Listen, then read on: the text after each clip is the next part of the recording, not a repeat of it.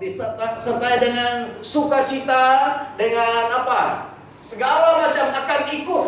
Jadi siapa kepalanya, itu akan menentukan yang datang di dalam hidup kita. Haleluya. Sudah siap, sudah mau terima berkat Tuhan? Katakan, Tuhan, saya mau terima berkat saya pada hari ini. Amin.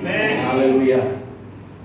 Bapa, secara profetik pada saat ini, sebagai hamba-Mu, saya mau berseru dan berdoa, Tuhan, terbukalah tingkap-tingkap langit pada saat ini. Ketika kami mengucapkan dengan penuh iman shalom yang daripada surga, maka bukan shalom saja yang kami dapat, tapi kami akan dicurahkan dengan segala macam berkat yang daripada surga. Haleluya, haleluya, haleluya. Shalom. Di dalam nama Bapa, Anak, dan Roh Kudus, setiap saudara diberkati dengan pasti. Yang mau terima berkat Tuhan sama-sama katakan amin. Beri kemuliaan kepada Tuhan. Haleluya, haleluya. Jadilah menurut imanmu. Full stop. Tidak ada lagi ragu-ragu. Ya, oke. Puji Tuhan, kita main pidik cerita saja dengan Tuhan. Tidak perlu main pusing-pusing. Oke, puji Tuhan. Kita mau welcome dulu sebelum kita teruskan. Kita punya firman Tuhan pada hari ini. Yang pertama kali datang ya. Yang pertama kali datang, sila bangkit berdiri. Yang first time. Oke, 1, 2, 3. Beri kemuliaan kepada Tuhan. Oke. Yang dekat-dekat salam-salam dengan mereka lah. Oke. Ya. Oke, thanks for coming. God bless you. God bless you. Tuhan memberkati. Oke. Puji Tuhan. Oke. Ya. Terima kasih kepada sis Cheryl. Ya, terima kasih dan anak-anak ya. Anak berapa? 1, 2 ya. Ya. Sister Cheryl dan anak-anak dan Pak Yus dan Ibu ya, dan Brother Jeremiah dan Sister Angelina dan semua lah ya. Semua beri kemuliaan kepada Tuhan. Haleluya. Haleluya. Haleluya. Pada pertemuan yang sangat penting ini bersama dengan Tuhan ya, lebih daripada sultan, lebih daripada perdana menteri. Ini adalah pertemuan yang sangat penting. Sepatutnya kita tunggu-tunggu saat ini, karena kita akan bertemu dengan Raja segala raja, Tuhan segala Tuhan. Dan lebih daripada itu, kita mau mendengar ucapan ya. Kalau kita dengar ucapan perdana menteri menakutkan, katanya PKP sambung lagi. Ya, aduh, kasihan hatiku. Ya. Tapi sabar saja Ibu kita. Ya. Oke. Yang lain juga lah. Tetapi kalau Tuhan yang memberi ucapan, Tuhan yang berbicara, Raja segala raja, yang mengatasi segala undang-undang dan peraturan dan penyakit, haleluya, Dia akan membawa kabar baik kepada kita semua. Pertama-tama saya membawa saudara dulu masuk berjalan bersama-sama. Jangan berebut-rebut ya, masuk jalan di sana. Ya, jalan pelan-pelan, nanti tubuhnya jatuh. Haleluya. Ya, shalom. Dan kita memberi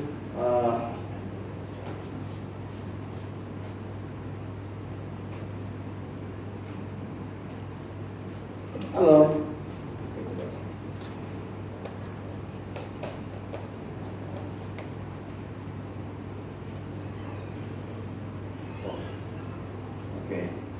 Sambil mendengar, sambil melihat, ya, sambil menyelam, sambil minum air. Tidak timbul ya kalau banyak minum air. Jadi sambil mendengar apa yang disampaikan, sambil juga melihat, ya. Jadi lebih kencang, lebih mantap.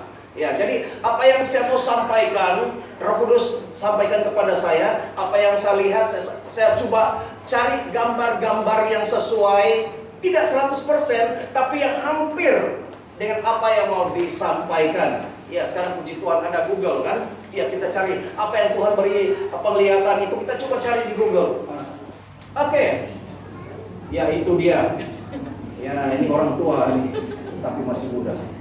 Amin. Katanya, shalom, selamat datang. Tuhan Yesus memberkati Anda. Amin. Ya.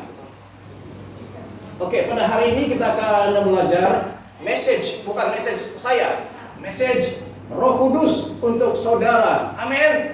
Mau terima? Ada bantahan? Oke, kalau ada bantahan. Ialah satu, pendek saja, satu kata, yaitu apa dia? Bisikan. Wah. Banyak bisikan, banyak bentuk bisikan. Selalu bisikan ini kita tidak perlu, kita tidak indahkan, tidak peduli, karena dia hanya bisikan. Kalau kata-kata baru kita mau ambil berat. Tapi kalau sekadar bisikan itu kita tidak peduli. Kita tidak tahu satu bisikan yang halus berulang-ulang itu akan melekat di hati kita. Ya, itu akan mengubah, mempengaruhi kita. Kalau dia berbisik terus di telinga kita, siapa pernah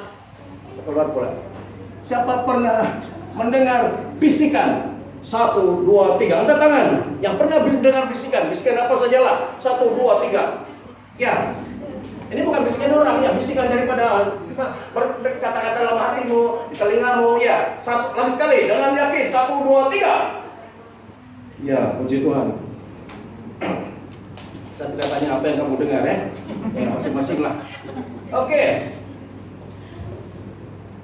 Ini kamu tahu gambar ini. Ini adalah zaman masa akan datang. Siapa sempat naik bus macam ini? Ya, sekarang pun masih ada kan? Testing. Mikrofon. Oke. Masih ada kan sekarang bus macam ini? Yang ada di depan dia ada. Ya.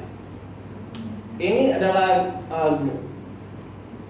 kota bandar di tempat saya di Sandakan, Sabah pada tahun 80-an.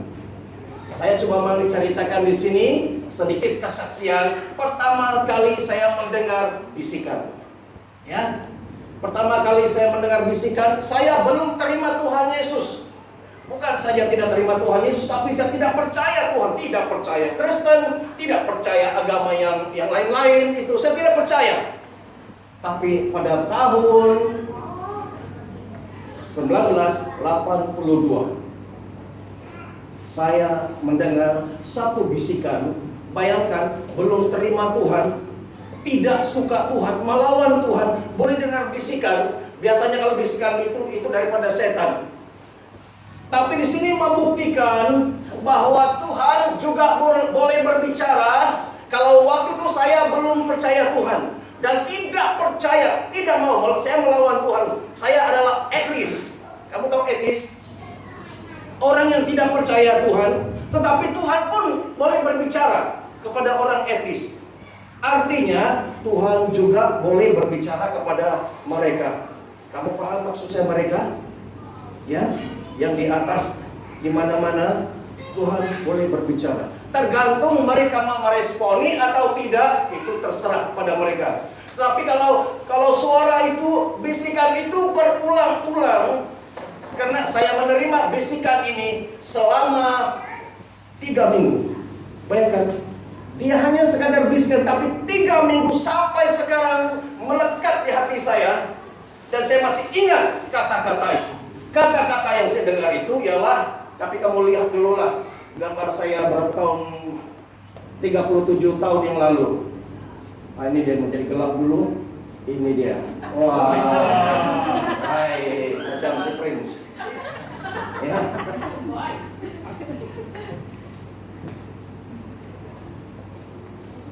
Dan bisikan itu ialah, di sana ada satu tugas besar yang kuberikan kepadamu. Sebagai seorang yang bukan Kristen, saya mana tahu apa ini. Dia begitu kuat. Di sana ada satu tugas besar yang kuberikan kepadamu. Selama 3 minggu itu saya mendengar dia ulang-ulang telinga kanan ini, dia ulang-ulang. Saya bilang, apa ini? Saya begitu telinga dia, tapi ini berulang-ulang. Saya tidak tahu, 37 tahun kemudian, bahkan ini 82, 83 saya terima Tuhan, 84 saya melayani Tuhan. Begitu cepat Tuhan membentuk saya, dan tugas besar.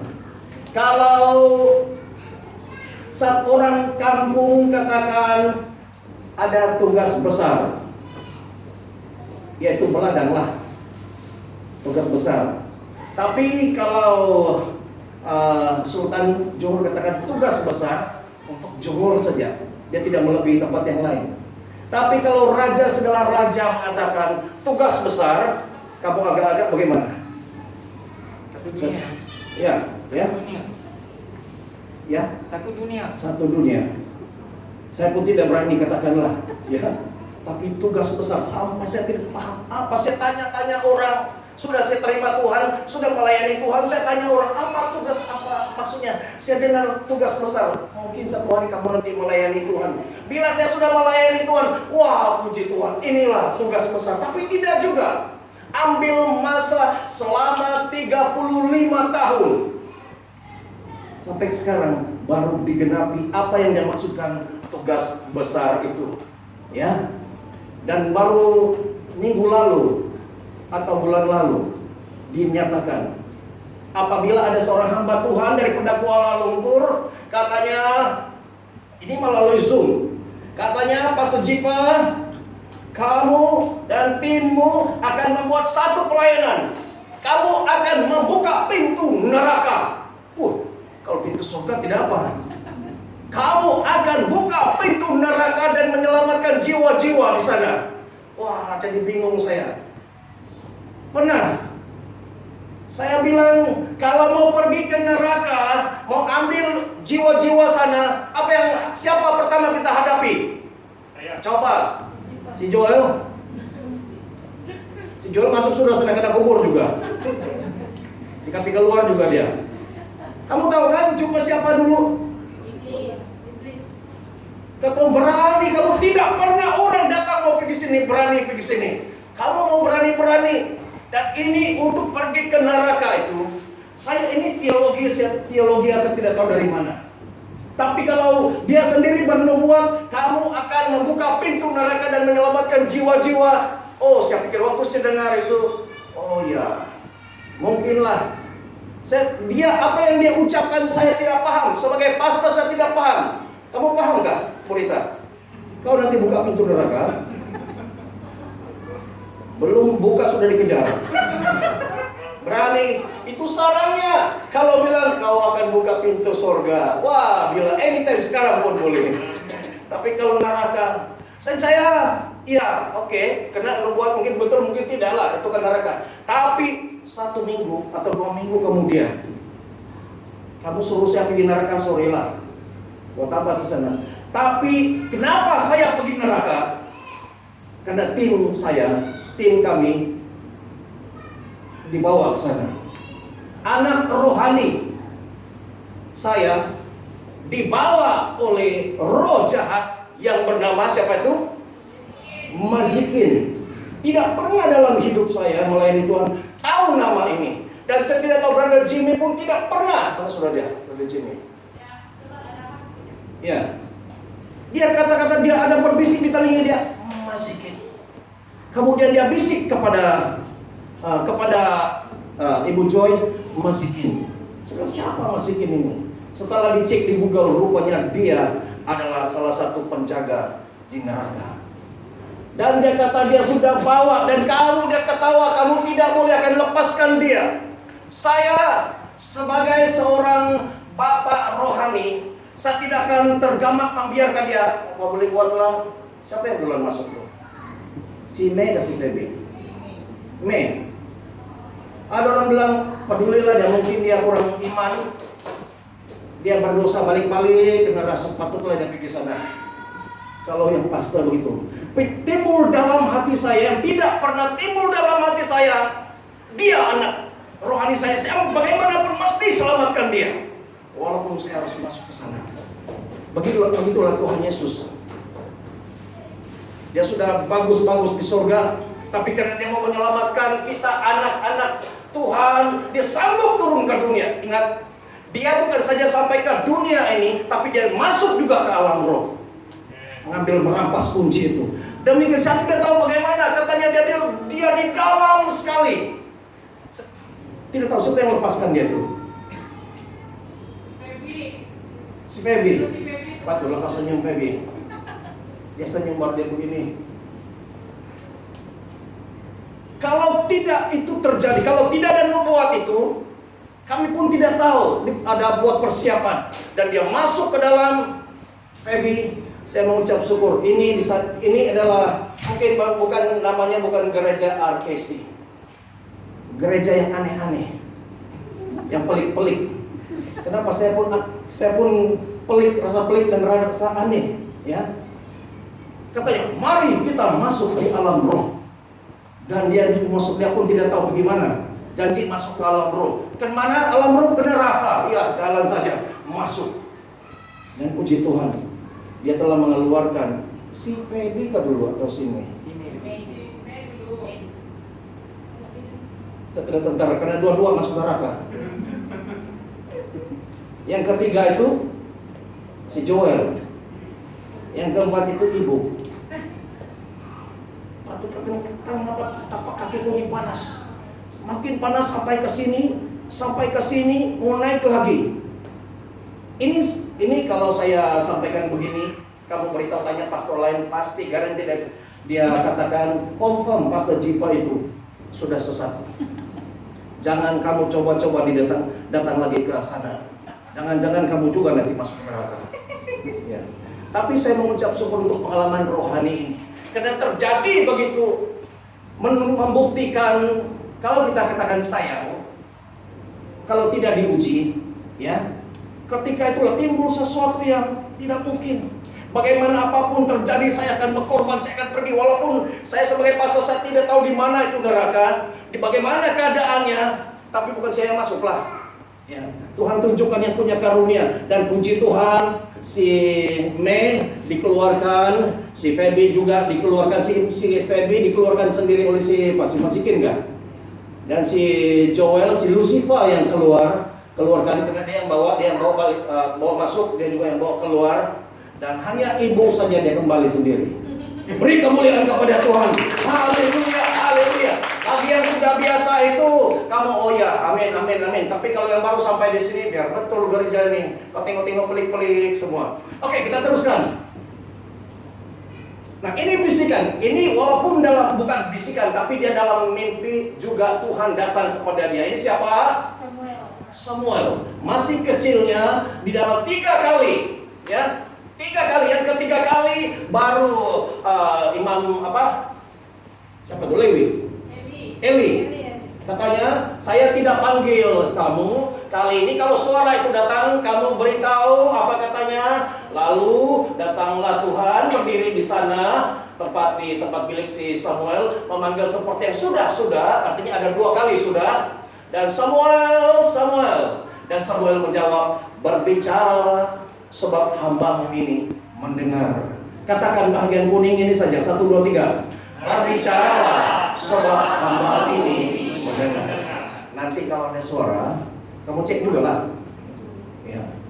Apabila kamu mendengar suara dan kamu yakin itu daripada Tuhan, berbicara Tuhan.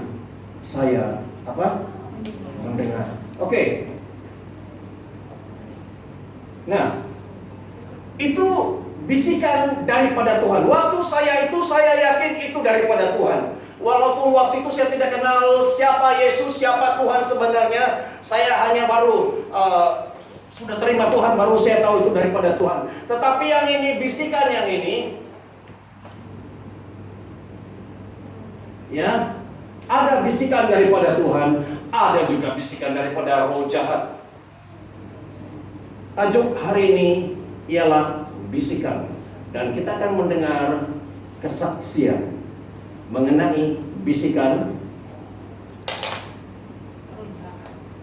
Untuk ini saya minta 2 orang suami istri, adik-beradik, minta Mei dan Joel maju ke depan. Beri kemuliaan kepada Tuhan. Haleluya.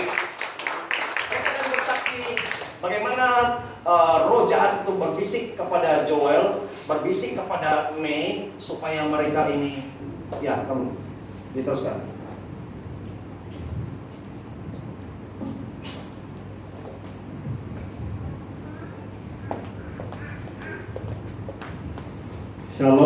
semua buat memberkati kita semua. Saya harap semua kenal saya siapa? Baik, ke dalam. Walaupun kenal saya kan? Oke, baik-baik ya. Main-main juga terus ya. Shalom semuanya. Ya. Mungkin sudah tidak asing kan tengok kami berdua. Pengusiran juga kami, pelakon juga kami juga nih. Bukan melakon, betul-betul. Sebenarnya ini pertama kali saya berdiri di sini untuk melakukan kesaksian. Selama saya ikut RPC ini sudah 1 tahun. Jadi sebelumnya saya perkenalkan dulu. Saya dari Indonesia, Kalimantan Barat. Nama saya Mei. Nah, saya kawin di sini lah, orang Sabah nih suami saya. Walaupun masih muda. Handsome. Dari mana ya? Sebab saya pun tidak ada belajar nih, tidak ada belajar untuk kesaksian nih. Tidak cuman diminta sajalah. Sebab banyak yang terjadi selama 1 tahun ini saya ikut di gereja. Sebelumnya kehidupan kami ini dari awal mula saya bukan Kristen ya. Awal mulanya saya ya Buddhis. Saya beragama Buddhis. Saya sembahyang topekong punya. Saya belum paham artinya Kristen itu macam mana. Yang saya dengar dari orang-orang Kristen itu ya nyanyi-nyanyi lah, tepuk tangan, nyanyi, salam-salam, lepas itu balik. Ya, kalau kami topekong tuh jangan tanya lah, ya kan, paham juga kan. Nanti itu dupa sembahyang apa kamu mau, kamu minta lah sama topekongku. Konon-konon dikasih lah gitu. Makin saya minta, makin teruk hidup saya, bukan ada yang baik lah. Sampai saya datang Johor ini, saya kenal banyak bergaul dengan orang Kristen. Mereka ajak saya masuk Kristen lah. Ada 2 orang hamba Tuhan kan, dia bawa saya masuk Kristen. Saya dibaptis bukan di gereja ini, di gereja besar, di gereja mana itu deh? Saya pun Harvest. Harvest ya, gereja Cina yang besar itu. Sutramo. Di Sutramo. Kami dibaptis di sana di tahun lalu ya. 2 tahun yang Sudah 2 tahun yang lalu. 2 tahun yang lalu lah kami dibaptis di situ. Banyak perkara yang terjadi juga lah. Kami ikut juga walaupun tidak paham, sebab sebagai orang Cina saya bukan Cina Tulen ya, saya orang Hakka nih, bukan ya orang Kalimantan tahu saya kan. Kalau Mandarin saya kurang paham kalau yang dalam-dalam, tapi kalau bahasa Hokkien Hakka saya paham lah. Tapi hari-hari yang saya guna itu adalah bahasa Melayu sini lah, kadang bahasa Melayu Indonesia. So di gereja itu juga dia membawa kebangkitan iman juga, dia ajarkan tentang keluarga, kebaikan, kebenaran tentang Tuhan Yesus lah. Tapi karena firman-firman itu saya tidak paham, tidak diajar, jadi saya tidak boleh masuk. Yang saya dapat nih hari-hari lagi bergaduh lah, lagi begini. Bergaduh hari-hari pergi gereja, bergaduh keluar dari gereja. Ya banyak bergaduh lah. Sampai kami pindah-pindah gereja lah, ini terakhir gereja RPC yang merubah saya. Haleluya. Amin. Tuhan Yesus mengubah. 1 tahun saya run gereja, ini gereja terakhir saya injak. Di sini gereja yang melepaskan saya dari ikatan roh jahat, dari kutuk nenek moyang. Saya diubah dibentuk lah, sebab sampai saat ini ya. So banyak video yang nanti kalian tengok tuh bukan sekali 2 kali. 1 tahun ini betul-betul macam tepung. Wah, dibentuk, dikasih lurus belum juga lurus. Sebab asli bukan orang Kristen ya. Dan banyak juga dosa-dosa yang saya buat. Saya ini, jujur saya ini penagih dada. Perokok, peminum, jangan kamu lawan lah kalau yang kotor-kotor tuh, yang ngetren di dalam dunia ini, diskotik nih, jangan kamu cakap lah. Nah itu sudah mainan biasa. Tapi itulah apa yang saya dapat, sakit penyakit, keluarga hancur, miskin, tiada duit, anak-anak sakit penyakit terus. Pokoknya hidup yang sangat sulit lah bagi saya. Apalagi saya punya suami, jujur ya, kami beda 8 tahun. Saya lebih tua, dia lebih muda. Macam sama saja. Ya, itu berkat Tuhan pasti. Lepas itu dalam hubungan suami istri ini, mungkin awal perkawinan oke lah ya kan, masih cinta-cinta. Orang bilang cinta-cinta tai ayam, panas-panas kan begitu, ada romantisnya. Tapi setelah keluar anak kedua, ketiga, itu sudah tiada lagi lah. Kami selalu bertekak, bertumbuk pun ada, sampai saya lari, sampai saya mau cerai pun ada lah. Ini kesaksian saya ini sebenarnya. Yang pentingnya itu, yang saya sebelum saya kenal ini gereja, saya selalu dengar bisikan itu. Saya tidak tahu itu bisikan betul atau tidak. Tapi yang selalu saya tahu tuh, selalu kami punya masalah hubungan keluarga ini, selalu saya ambil doa, itu suara datang. Buat apa kamu berdoa untuk lelaki macam ini, yang tidak boleh kasih kamu uang, yang tidak boleh kasih kamu hidup bahagia, pukul kamu lagi, pokoknya teruk lah begitu yang dia cakap. Lepas itu bila saya membina hubungan yang lebih baik lagi, itu bisikan datang lagi. Dia bilang, tak payah, buat apa? Lari saja, di luar sana tuh banyak lelaki yang lebih baik lagi. Banyak orang suka kamu kan, kamu pun tahu, kamu bukan jelek, tapi karena sama dia lah kamu jadi gemuk, jadi jelek, jadi tidak terurus. Sehat. Tapi betul lah dulu saya cantik. Haleluya, haleluya. Lepas tuh suara-suara itu yang bikin hubungan kami tambah teruk lah. Anak-anak pun kami jadi saksi keganasan dalam rumah tangga kami lah, kasihan juga anak-anak kami. Tapi setelah di akhir sini kami banyak dibangun iman kami dikasih pencerahan lah tentang kehidupan ini. Yang paling penting nih, mungkin bagi kalian yang Kristen yang biasa-biasa tidak paham ini gereja. Sebenarnya saya pun tidak pernah paham, tapi selama 1 tahun saya ikut, lalu saya paham bahwa gereja ini adalah gereja pahlawan. Amin, amin. Haleluya. Yes, Gereja yes. yang membebaskan roh-roh ikatan jahat yang dari kutub nenek moyang ataupun yang dari luar sana lah, yang kita tidak tahu, kita tidak pernah tahu. Kita pergi dokter pun kita tidak pernah tahu sakit itu apa. Tapi beginilah, dalam roh kita ini ada macam-macam. Lepas saya dibebaskan di sini, pelan-pelan hidup saya mulai dipulihkan lah. Kami suami istri pun belajar saling mencintai. Haleluya. Pun yang boleh tumbuh biasa kan, tapi Dalam nama Yesus. Amin. belajarlah. Kami sampai sekarang masih belajar nih, walaupun kadang-kadang nih dia bikin panas juga lah kadang-kadang. Biasa. Biasa. Tapi sekarang banyak sayang dia lah, dia lebih Haleluya. lebih romantis. Hai. Bisa menghargai istri. Dia belajar juga lah kan, walaupun dulunya dia ini kasar, tidak romantis, langsung tidak peduli lah orang bilang lah. Dari segi dalam rumah tangga, tapi kalau kawannya memang jangan takut ya, kawan kamu ini baik. Kamu dengar sedikit ya tentang dia. Oke, beri kemuliaan pada Tuhan. Haleluya.